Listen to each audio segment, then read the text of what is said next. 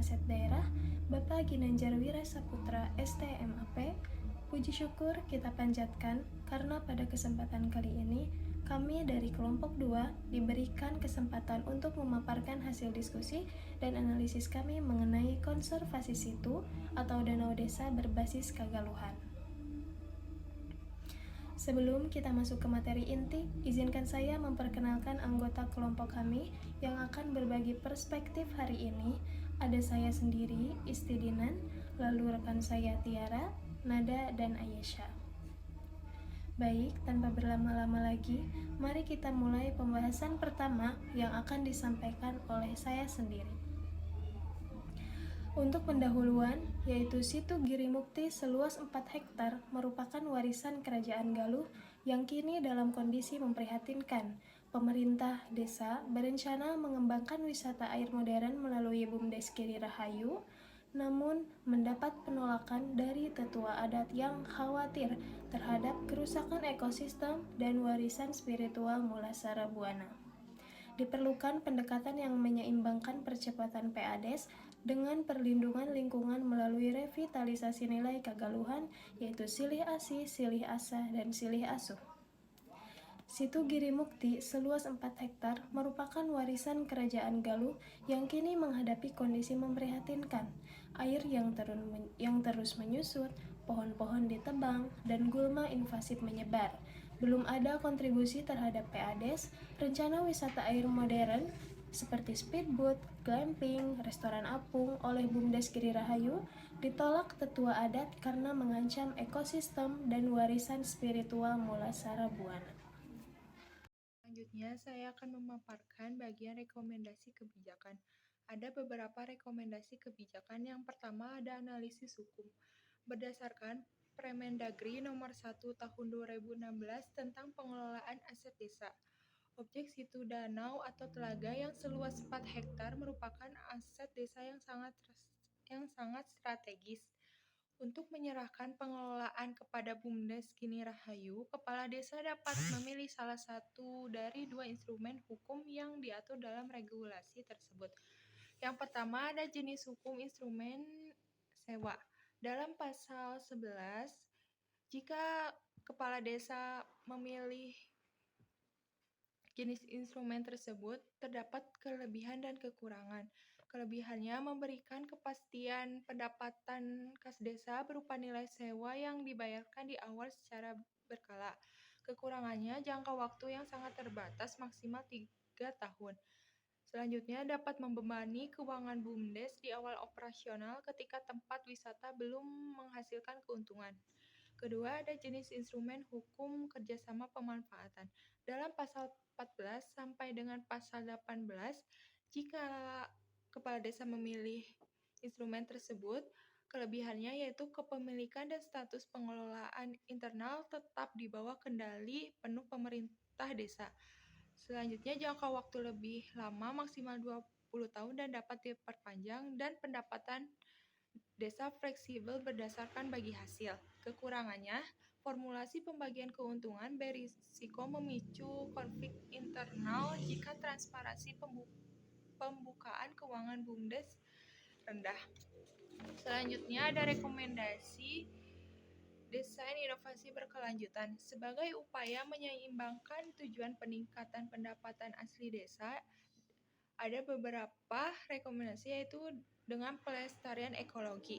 Dalam aspek ekologi, bentuk penerapannya meliputi yang pertama ada mengembangkan wisata air rendah dampak, di mana aktivitas wisata air tetap dapat dikembangkan, namun menggunakan sarana yang lebih ramah, seperti perahu dayung sebagai pengganti speedboat.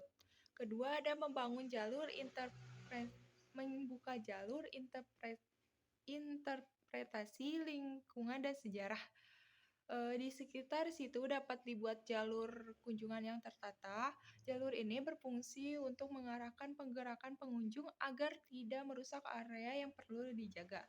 Ketiga, ada melakukan rehabilitas vegetasi berbasis nilai kegaluhan. Pengelolaan kawasan perlu disertai rehabilitas vegetasi melalui penanaman kembali. Tanaman di di sekitar situ sebagai upaya menjaga fungsi kawasan resapan air dan mengurangi potensi erosi.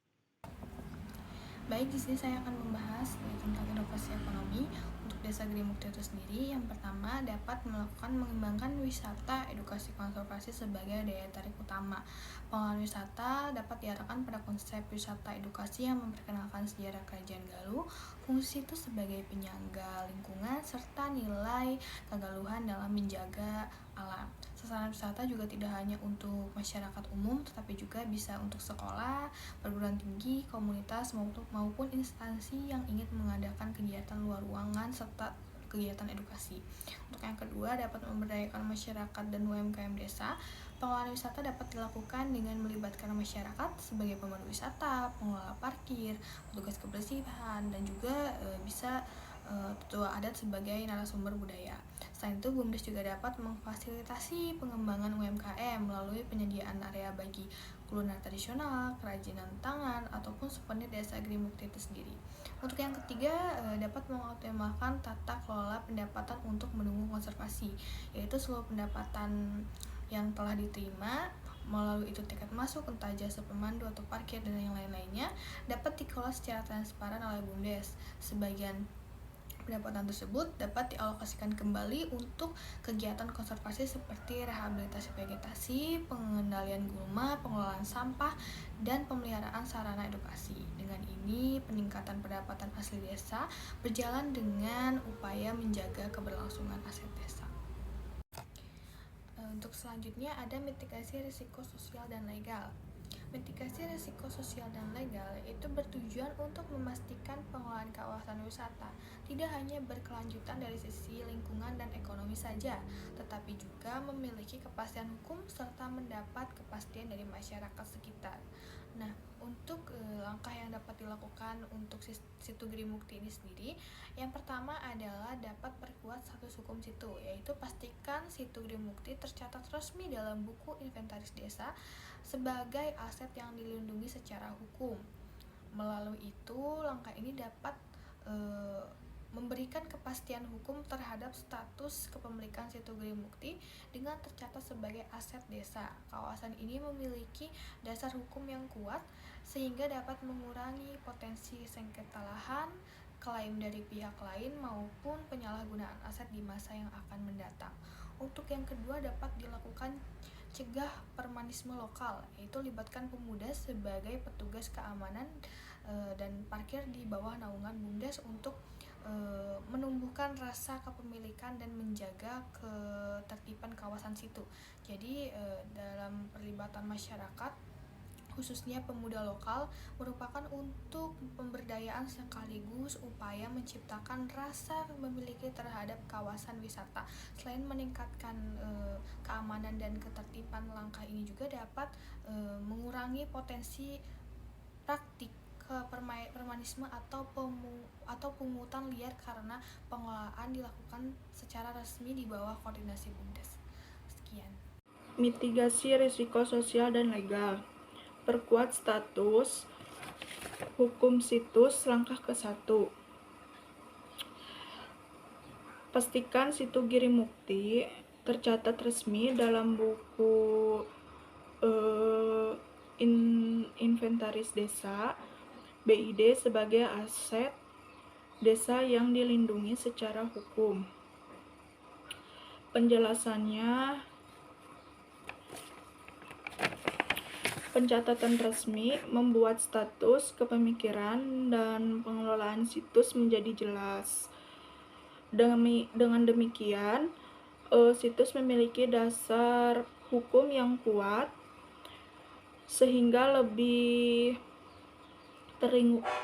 terlindungi dengan sengketa, penguasaan oleh pihak lain, atau penyalahgunaan. Selain itu, pemerintah desa lebih mudah mengelola, mengembangkan, dan mengajukan program pelestarian untuk situs.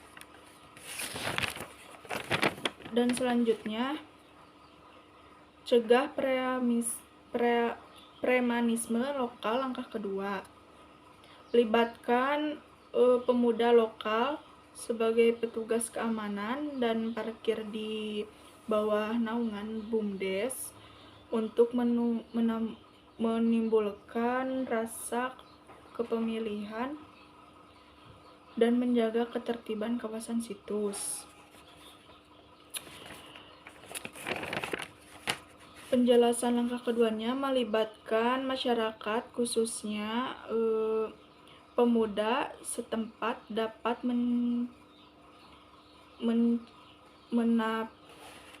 menciptakan rasa memiliki dan tanggung jawab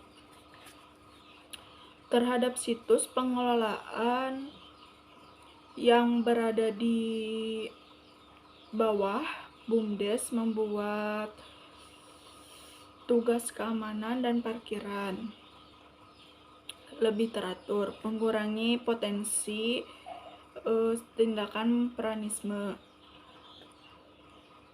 serta memberikan manfaat ekonomi bagi masyarakat sekitar sekaligus menjaga keamanan dan kenyamanan pengunjung. Dan selanjutnya mitigasi risiko tata kelola digital. Digitalisasi operasional, terapkan tiket elektronik dan pembayaran cashless untuk meminimalisir potensi kecurangan dan dipisahkan peran operasional BUMDes dari intervensi kepala desa demi akuntabilitas. Lakukan audit berkala oleh BPD serta publikasikannya laporan keuangan secara transparan dalam forum masyarakat desa. Kesimpulannya, konservasi situ Girimukti memerlukan pendekatan terpadu yang menyeimbangkan aspek ekologi, ekonomi, dan budaya melalui model eduwisata, konservasi berbasis kegaluhan, silih asih, silih asah, silih asuh. Pengelolaan situ dapat dengan dukungan kerangka hukum yang kuat, tata kelola, digitalisasi yang transparan, serta perlibatan aktif masyarakat. Dan ketua adat situ Girimukti berpotensi menjadi sumber pakdes sekaligus menjaga warisan.